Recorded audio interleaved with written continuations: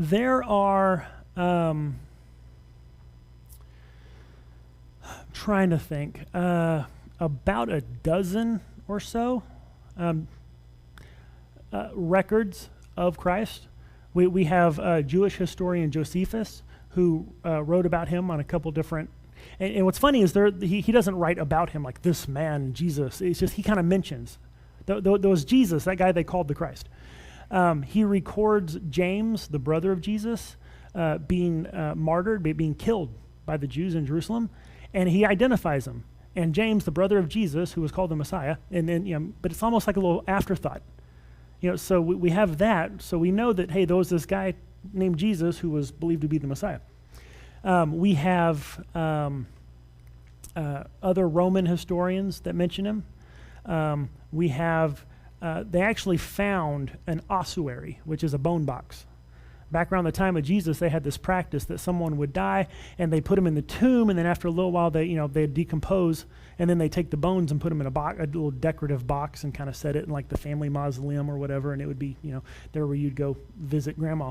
Well, they actually have found an ossuary that says James, the brother of Jesus, the son of Joseph. And so you have this guy named James, who we have his ossuary. He's identified as being James, the brother of Jesus and the son of Joseph. It may say Joseph and Mary. I don't remember.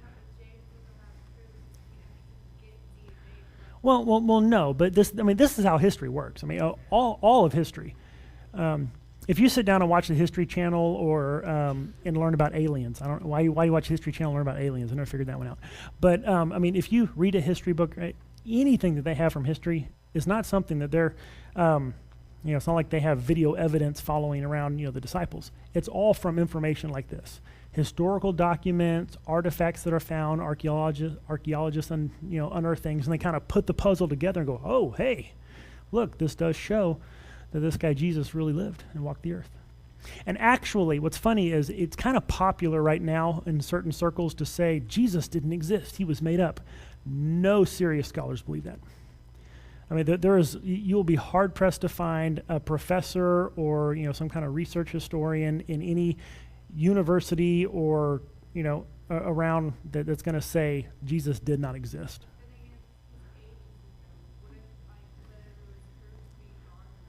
I'm sure there's a lot that is gone. I'm sure there's probably be a whole lot more that would have pointed to him that we've lost to time.